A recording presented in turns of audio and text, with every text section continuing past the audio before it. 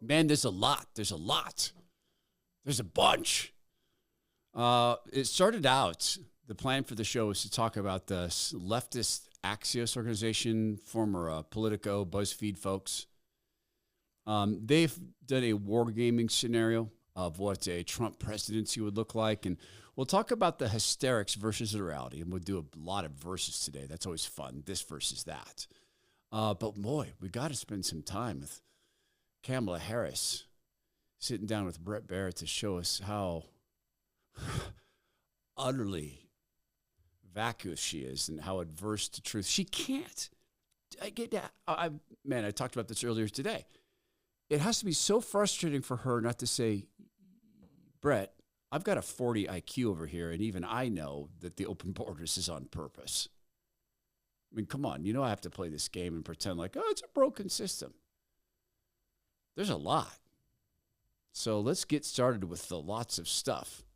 Thank you, God Almighty, for the opportunity to speak again together. The Todd Herman Show is 100% disapproved by big pharma, technocrats, and tyrants everywhere. Now, from the high mountains of free America, here's the Emerald City exile, Todd Herman.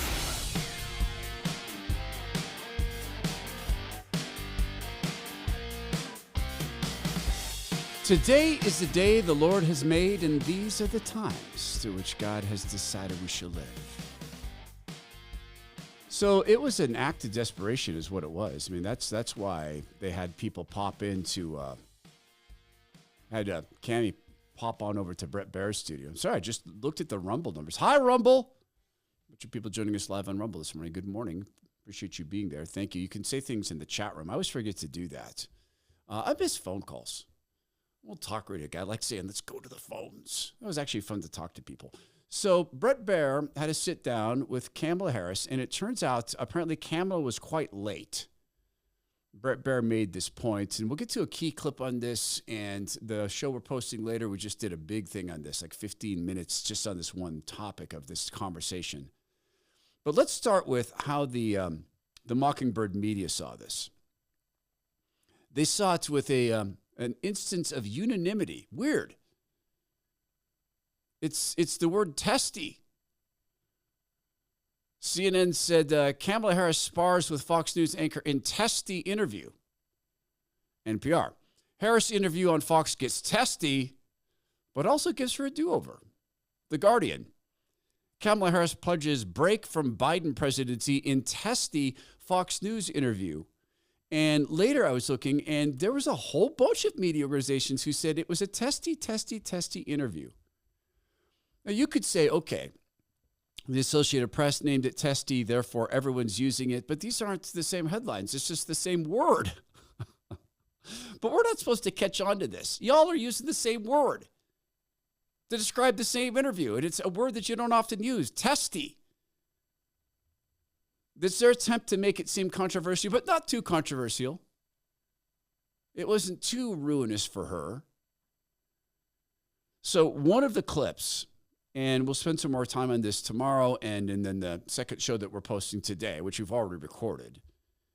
We'll spend more time on it, but here is Kamala, and Brett didn't say, hey, honey. Hey, sweet, calm down. He didn't do that. But talked about locking people up because they disagree with him. This is a democracy. And in a democracy, the president of the United States, in the United States of America, should be willing to be able to handle criticism without saying he'd lock people up for doing it. Wow,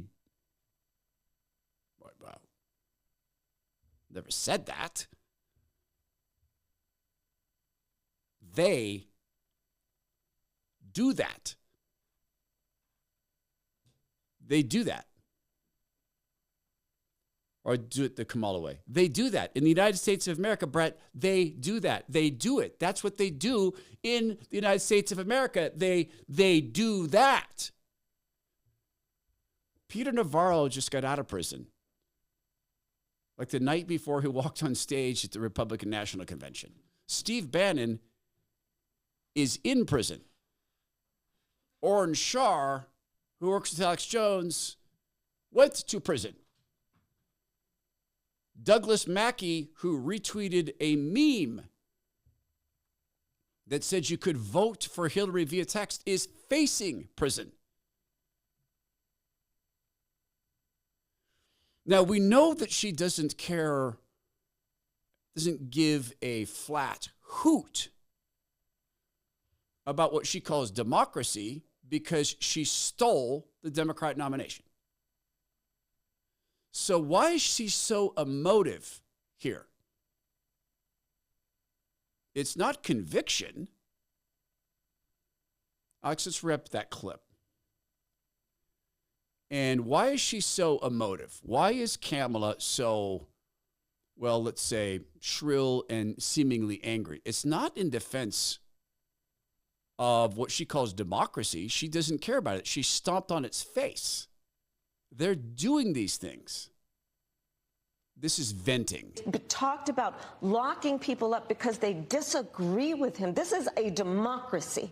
And in a democracy, the president of the United States, in the United States of America, should be willing to be able to handle criticism without saying he'd lock people up for doing it. She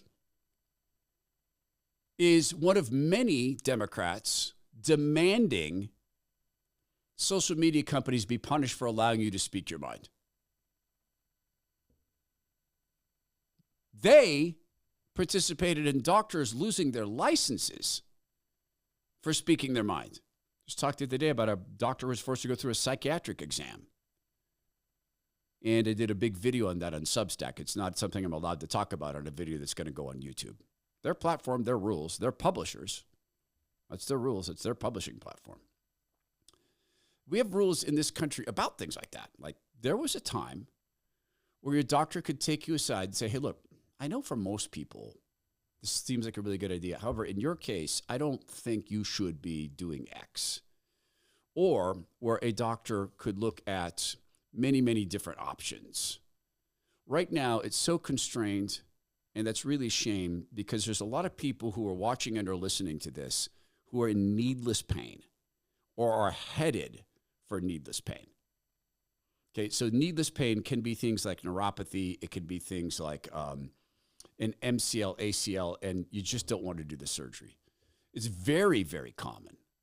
And I think I'm dealing with this now. I was wrestling. I made a stupid decision to wrestle my friend Ben, who is younger, bigger, stronger, better, faster, more athletic, more flexible, all those things. But he'd never wrestled. So I took the first 3 takedowns. And then Ben figured it out and crushed me in the last one. Now, he's my sports med doc, by the way. So he should actually be fixing me. He does. He's fixing me. But I think I got this back thing.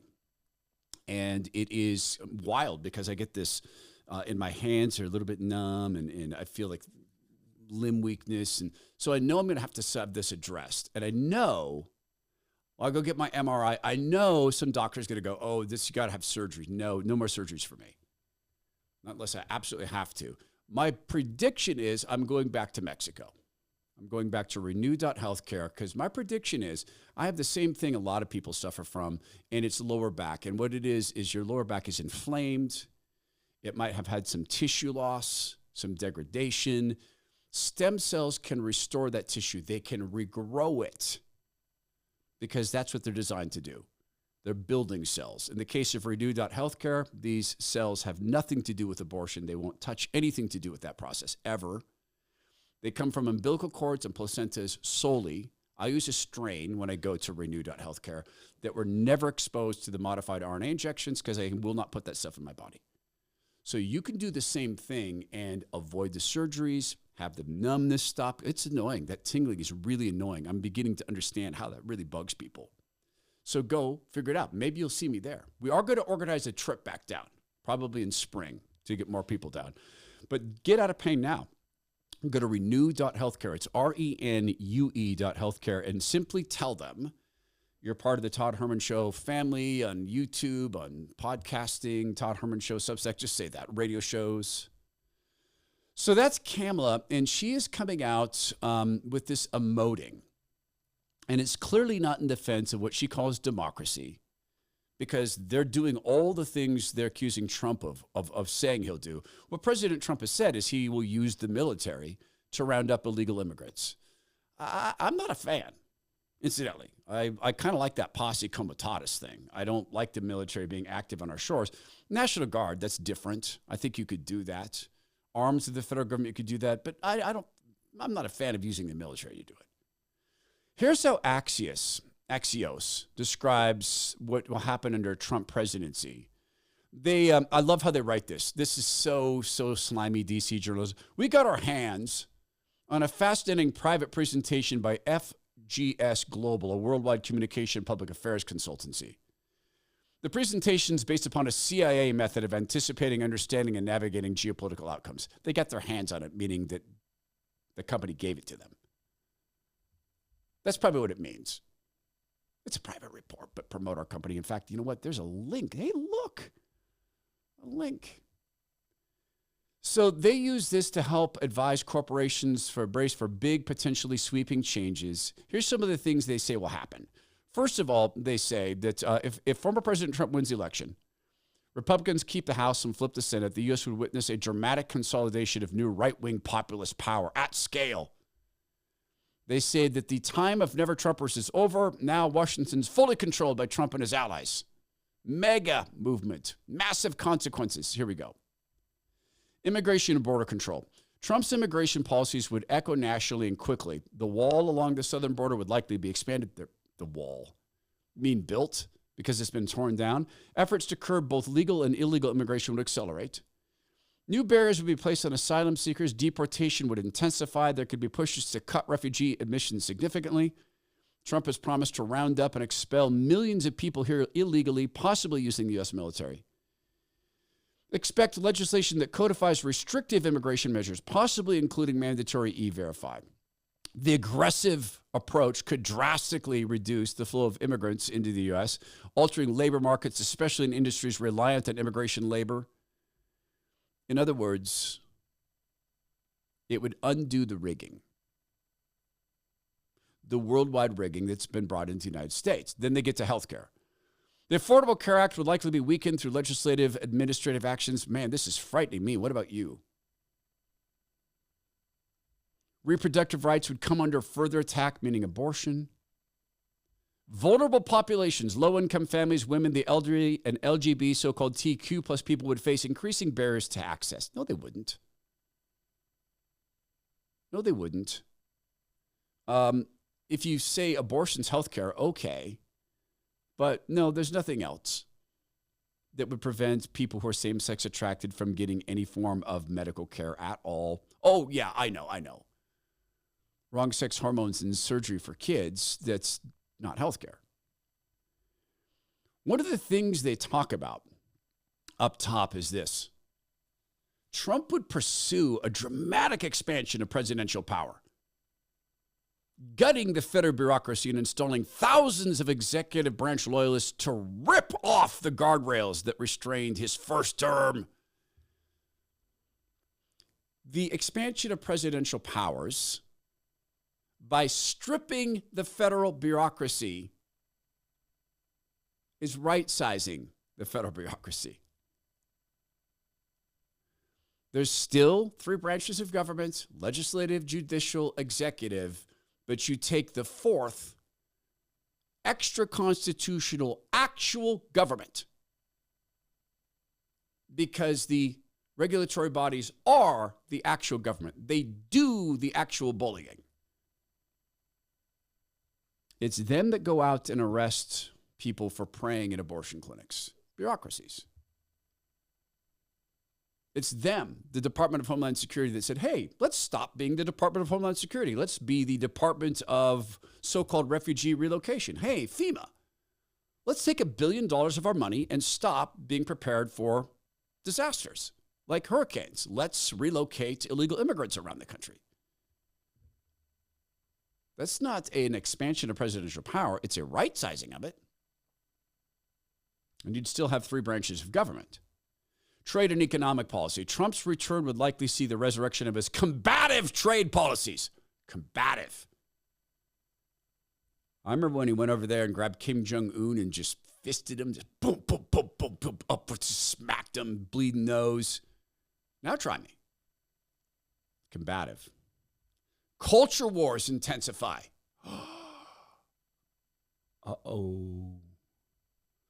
Societal and cultural issues would become legislative priorities as Trump and the GOP lean heavily into the culture wars. Expect significant legislative attention on what the GOP calls woke policies in education and corporations. Efforts to defund diversity, equity, and inclusion initiatives would gain traction. New restrictions on gender-affirming care, particularly for minors, would become central to the agenda. Stopping kids from making an irreversible mistake at the age of 12. Yep, that would happen. Defunding initiatives that install racism, that would happen. DEI is being used to install racism. You have an organization Bill Gates funds. We'll talk about this tomorrow with Zach Abraham. There's an organization that Bill Gates and Nike and other leftists fund that literally want to build a system whereby black kids are only taught by black teachers. They want to put segregation back in place. And Axios is acting as if this is, it's aggressive and bizarre and scary. That President Trump would say, actually, we're not going to have segregated schools. We've moved past that. Republican lawmakers would push an anti-LGBT or so-called TQ policies and may seek to impose restrictions on teaching race and gender in schools. No, they won't. It is not anti-LGBT, so-called T and Q, to say we're not going to teach kindergartners about oral sex. Or for that matter, fifth graders. Alex Overall, who worked with me in radio for a decade, almost a decade. Seems like it. 3 years. Do you remember when we had Maya Espinoza on, who was running to be the superintendent of government schools, and we went through the sex curricula? Do you remember when Maya and I found phrases we didn't understand? Both of us had to stop and look up, and then we both went, oh, wow, that. One of those things was blood orgies. They were teaching high school kids about blood orgies. Well, hey, if you don't want blood orgies, you're anti-LGBT, so-called TQ. I'm going to ask. I have a young relative I dearly love, and when he's back over for lunch, he's in college. I want to sit with him and go, hey, what do you think about blood orgies? He's going to go, oh, God, stop. Gross, gross, gross. Of course, gross, gross, gross. A Justice Department stacked with Trump loyalists could prosecute political enemies, including in the corporate world, like Merrick Garland's doing now. Schools, workplaces, local governments would become battlegrounds on issues of race and gender and free speech. Free speech? Have you watched what Democrats are doing? Hey, I got an idea. Hey, Axios, do you hear yourselves? Do you see what you are? I'll show you one of the scary clips that they're basing this on, something President Trump said that is horrifying, particularly for vulnerable populations like LGBT, so-called T. Horrifying. It's only 30 seconds long, but it is chilling. It's war. Declaring war. Well, then there's people who have actually fought wars and look at this and go, well, no, that's not a war, because I fought in them. My friend Tim Cruikshank, case in point. 3 deployments on our behalf as a medic attached to the SEAL teams. Then he went and he was a BUDS instructor to teach people how to fight in real war. And when he was a BUDS instructor, he got to say to SEAL candidates, hey, if you're ever in a war and you try that. When he came back, he sought life of normalcy. And normal for him is doing things that are incredibly hard. So he found the Bone Frog Coffee, running against the huge headwinds of his dear wife Liz's battle with cancer. She's with the Lord Jesus now. God rest her. God comfort Tim. He still kept working on the coffee company. He's had Bone Frog cellars for a little while, but there was some supply chain issues, etc., and he had to revamp. This is back, Bone Frog Cellars. My friends who like wine were very nervous to try Bone Frog. They love the coffee. Most of them are supporters. Well, all of them are, in fact, supporters of the show. Many of them are daily listeners and viewers. So when we brought the bottles of wine out, same thing I had with the coffee. I want to like it because I love Tim. And the look of relief on my friend Tom's face when he loved the Merlot, it was fun to see him actually go, wow, wait a minute. Wow. I think I like the Merlot better than the Cabernet.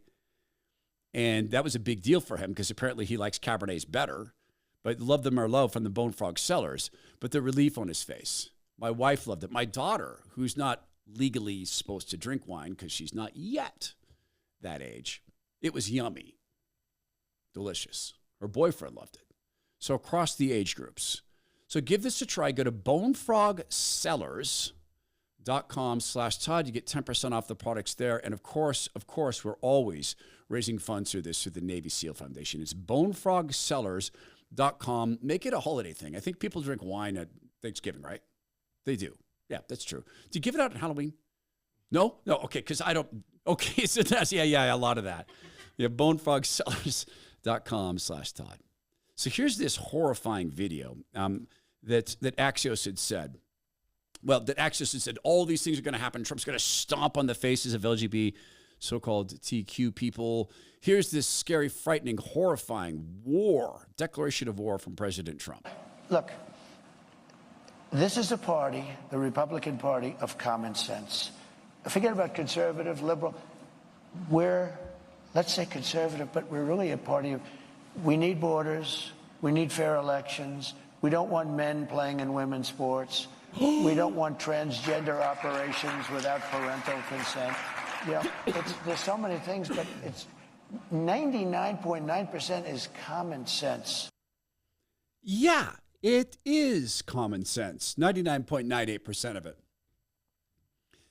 And then he says, we don't want so-called transgender surgeries without parental permission. No, not at all. We don't want any at all for kids.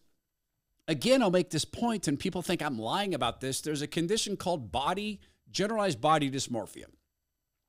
That means that you just hate your body. So you're willing to do all sorts of things to your body. Then there's something called body integrity disorder. You know what that is? Here's what that is.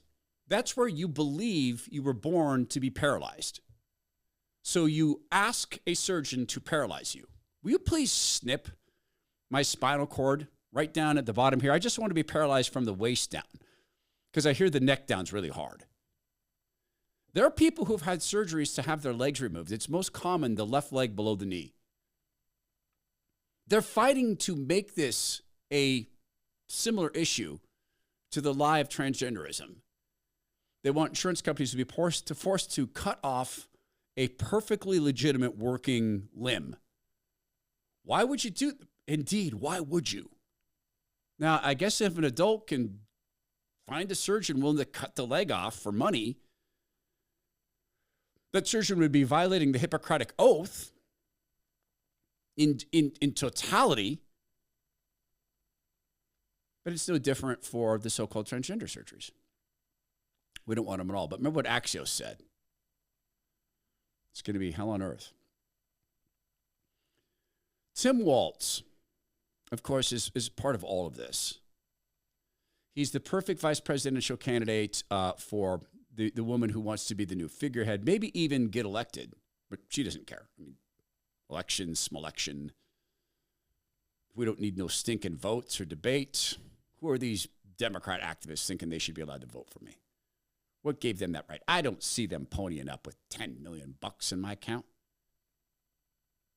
So Tim Walz is perfect for this because part of his job is to be dumb white guy. Legitimately, that's part of his job. So you can have the wise Latina. What? Oh, you're right. I'm sorry. That was a previous DEI thing. That was another woman who was the wise Latina. The wise Jamaican. What? African? Okay. The wise African-American woman. Compared to the oofish, stupid, but lovable, freaky Tim Walz. He dressed up in his Elmer Fudd jacket and his Elmer Fudd hat. And when he gave a speech, and what he was doing in this little quick line is showing us how he's just as dumb as we are. We us bumpkins who don't know what this particular job does. I'll show you this in a second. For dumb bumpkins, my friend Wade, for a dumb bumpkin who grew up way up in Canada, way, way up north, he had that life growing up where it was a walk to school. He really did do that. It wasn't uphill both ways. What was it, Saskatchewan, I think, where he grew up? And he decided early on he wanted to be a world-class bodybuilder. In fact, a world champ bodybuilder. He had this image of one day working out in a gym with Arnold Schwarzenegger. But here he is, a pretty skinny kid in Saskatchewan. And the only place he had to work out was the barn. And he didn't really have weights, so he had rocks.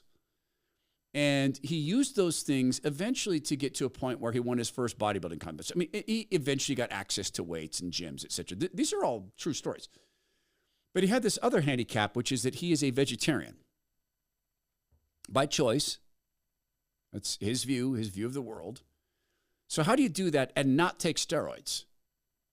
Well, he went into the natural bodybuilding class where steroids are not allowed. They are allowed in others. They just pretend they're not.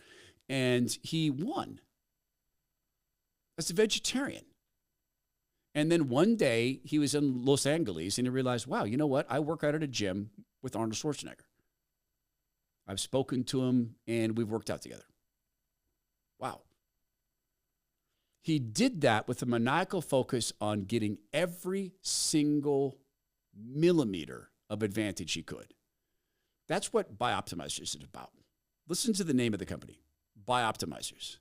Optimize your personal biology. Masszymes is a product that I've been using for about 2 years and only now just got permission in the past few weeks to talk about with you. It maximizes your biology.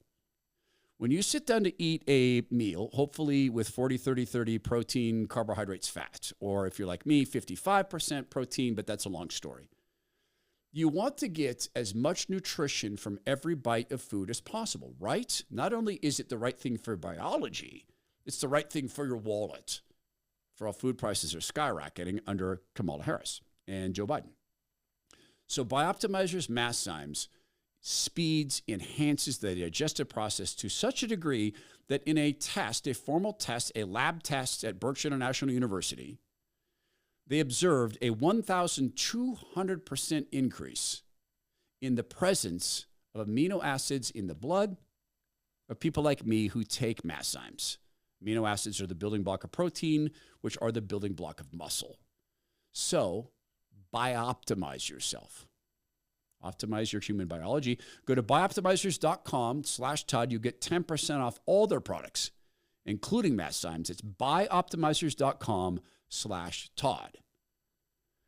So we're doing some side-by-sides here. We had the Leftist Axios, their wargaming of what a Trump president will look like, presidency will look like, versus a little bit from President Trump saying, yeah, like secure our borders and pretty common sense. So let's look at some verses. J.D. Vance versus physical reality. This is J.D. Vance, and he's wearing here his, pardon me, this is Tim Walz. This is Tim Walz wearing his Elmer Fudd outfit. And his job here is to be dumb white guy showing he's just as dumb as all of us. So we can relate. Let's have a dumb dude. And Senator Vance, he became a media darling. He wrote a book about the place he grew up. But the premise was trashing that place where he grew up rather than lifting it up. This guy's a venture capitalist cosplaying like he's a cowboy or something. I don't even know what a venture capitalist does most of the time. Hey, he's wearing a black and red flannel shirt and a regular man gray ball cap. He's just like me. He knows what venture capitalists do. They fund his campaign. They take capital and they invest it into ventures. Mystifying! Voodoo! Inexplicably complex. He didn't trash Appalachia. He described it. It's a young guy I worked with in politics who grew up in Appalachia. And he had been frustrated trying to get into business school. Very smart guy, very gifted guy. And he came to me really frustrated. This is when I was in D.C. He worked for me at the committee. And he came to me, man, I'm so frustrated getting into business school. Just got a third or fourth denial letter. I said, what's your sob story?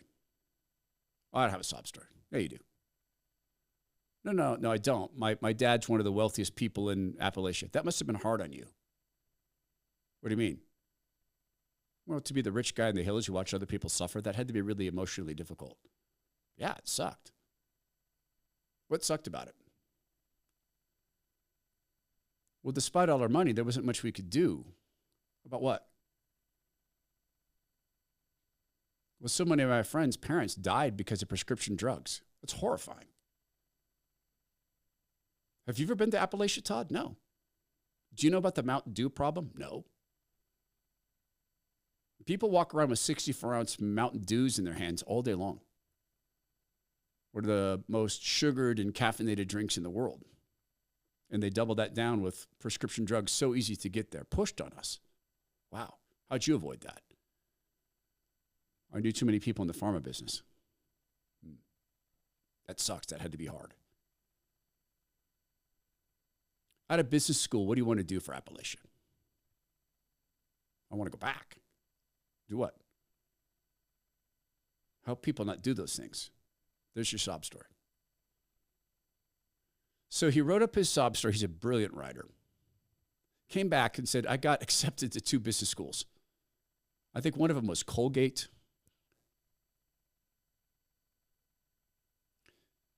Stephan described Appalachia accurately. I later drove through his hometown.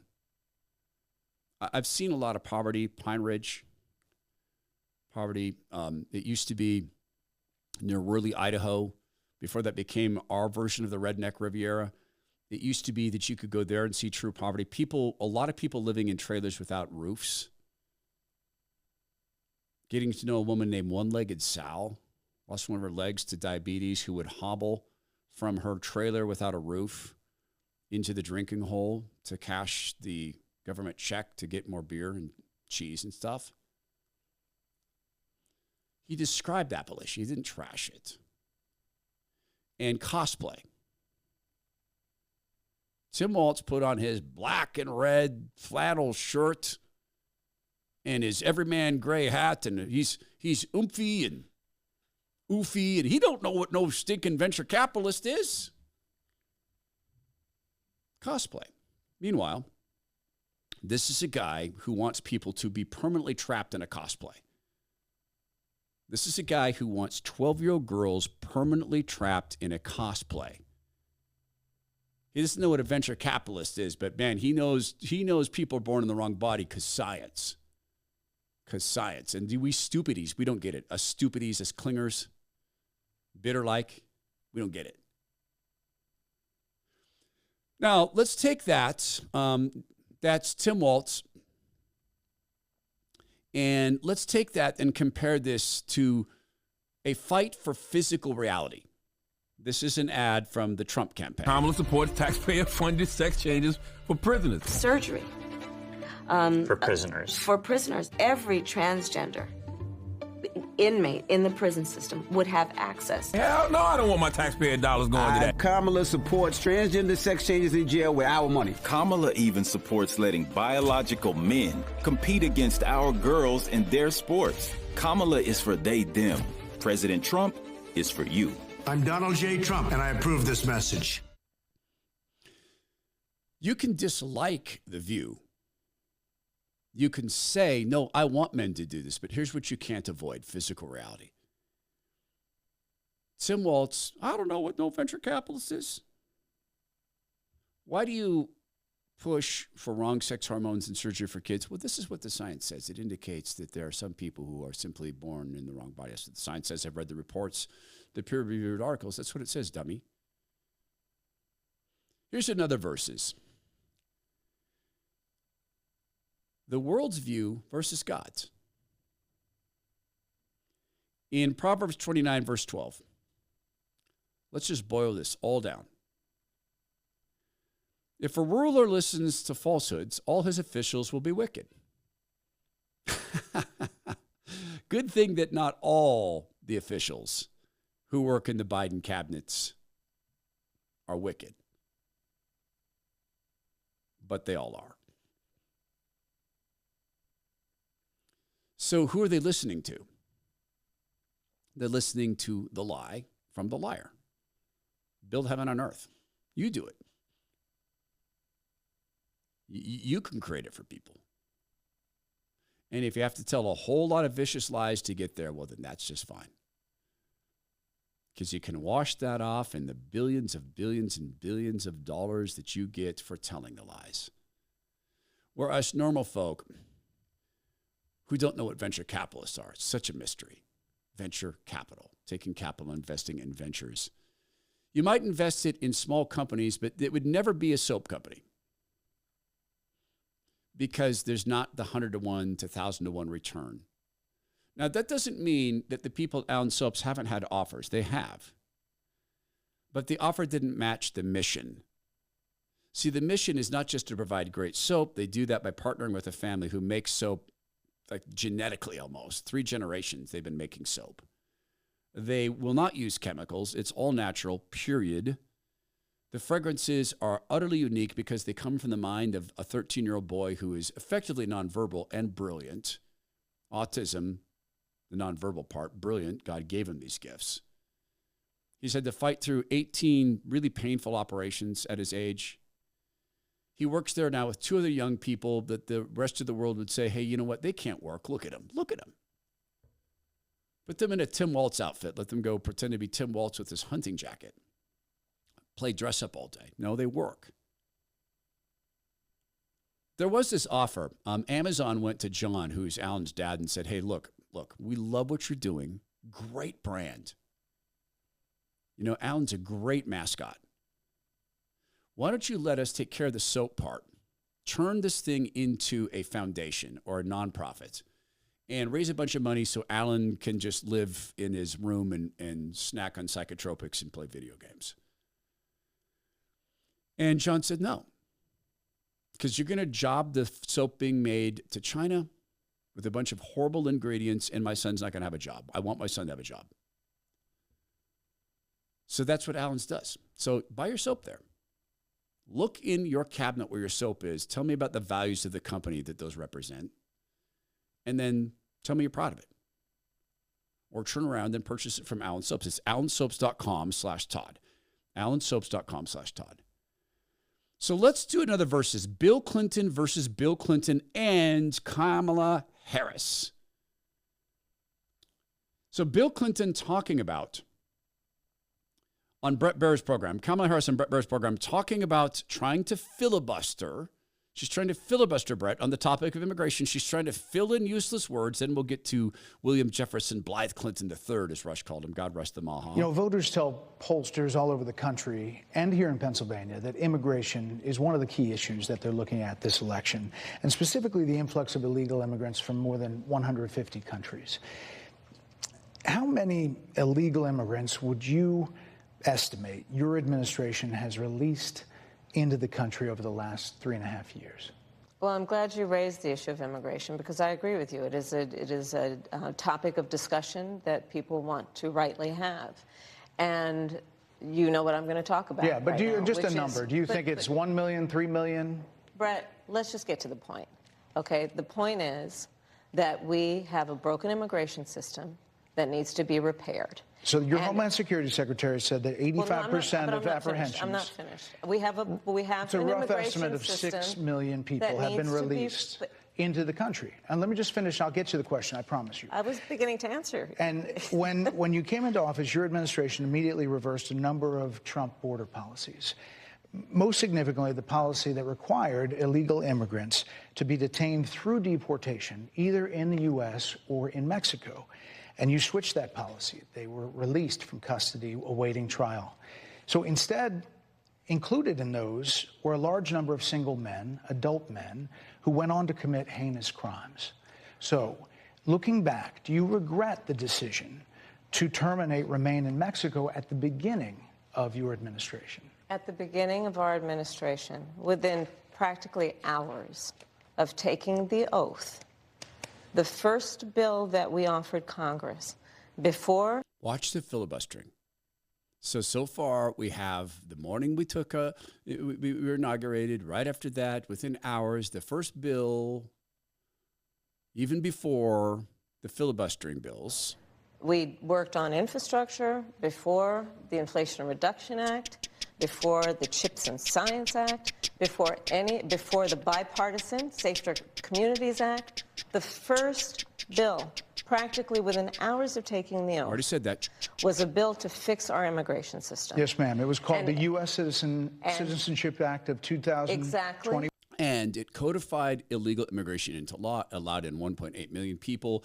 Conveniently, it included $60 billion so Ukraine could secure their border, et cetera, ad nauseum.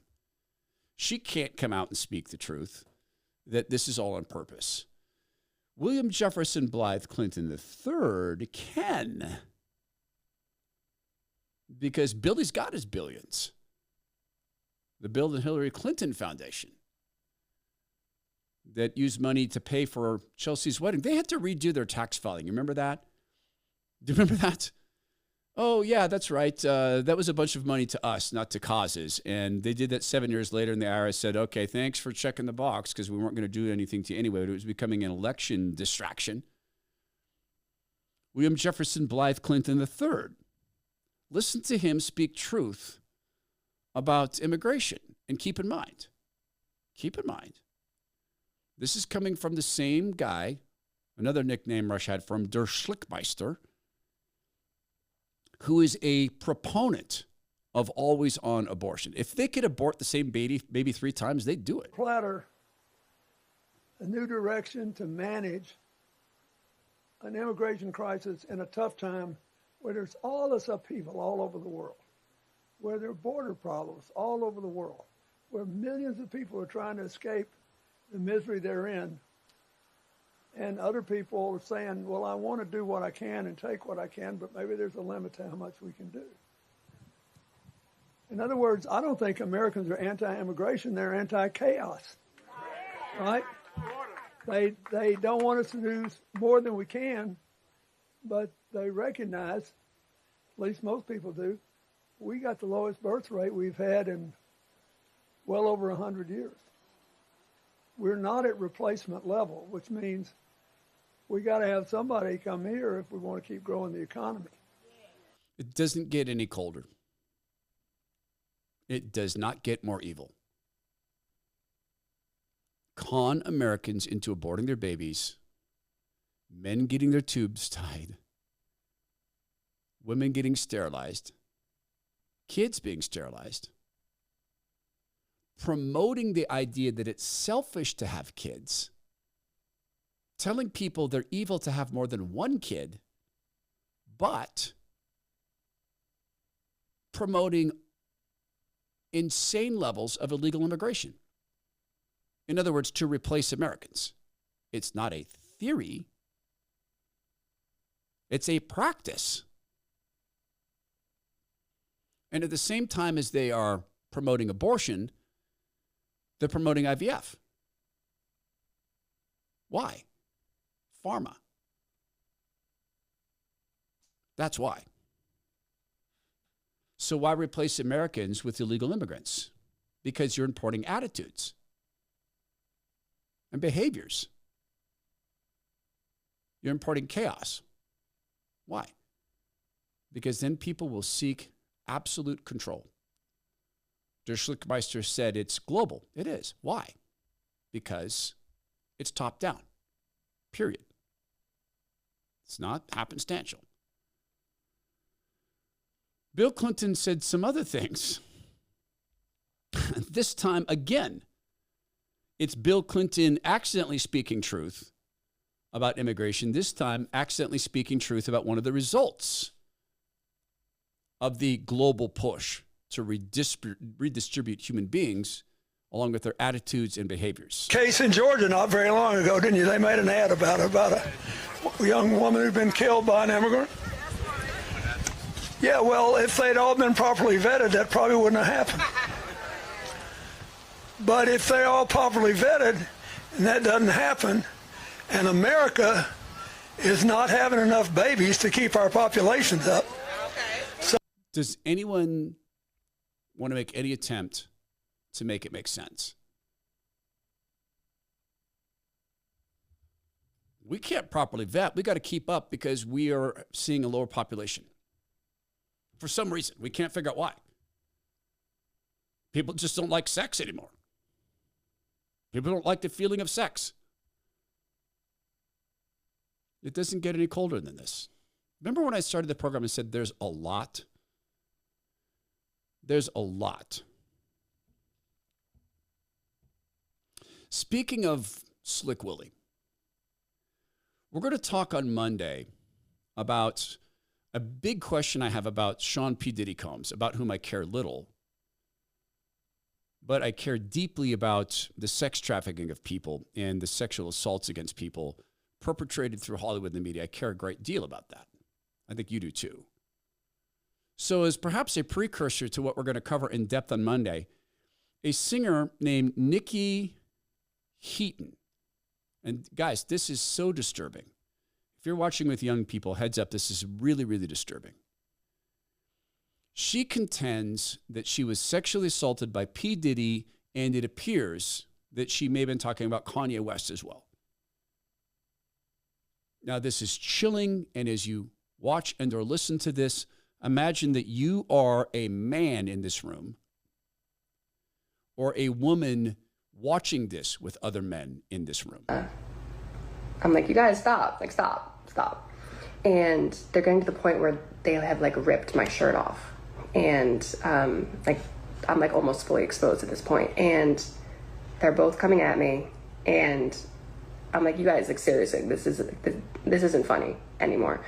And I look to my left where his executive is. We know him pretty well. We've been around him a lot. He's literally 3 feet away from me. If I reached and he reached too, we could touch. He's that close. And I look and I'm like, hey, I give that look where I'm just come on, step in. This isn't cool. You're a grown man. You're 50 years old. I know you have a family. This isn't right. Do something. And this is the part that for as long as I live, I will never forget. It isn't actually the aspect of being sexually assaulted. That's not what haunts me. It's this. It's as these 2 grown men were pawing at me, trying to take my clothes off, I look over to this man asking for help, and I literally mouth the word help. And we lock eyes. And he looks away.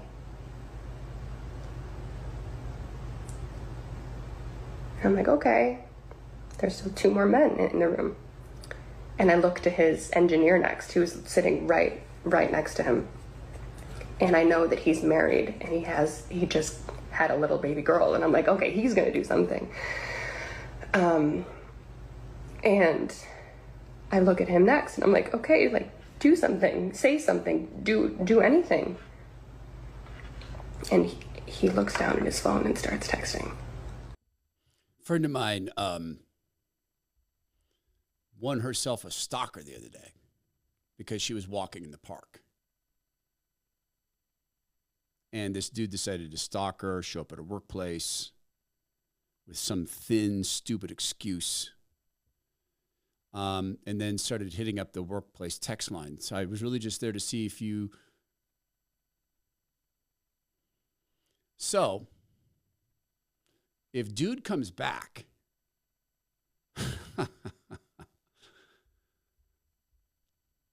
it'll be bad. I'm not making a threat. I'm not even going to be there. But there's going to be a ton of guys there.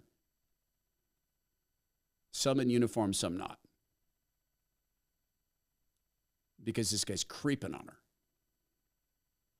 He would be wise. and I mean this literally, he lives in his mom's basement, he would be wise to stay in the basement. Real men stand up in situations like this. Real men stand up when a shrill, power-seeking, morally empty, covetous woman through whom enormous amounts of evil are being done, up to and including the stealing of the Democrat Party nomination. They stand up and they say, no, we're not going to allow it. They don't let any fear of propaganda, any fear of being propagandized against, stop them. And they also remember this, that one of the ways we fight in times such as these is on our knees, praying for mercy for the United States of America. Because he who supplies mercy will receive it. And God knows, and we know, America requires a double dose of mercy right now. This is the Todd Herman Show. Please go be well, be strong, be kind, and please make every effort to walk in the light of Christ.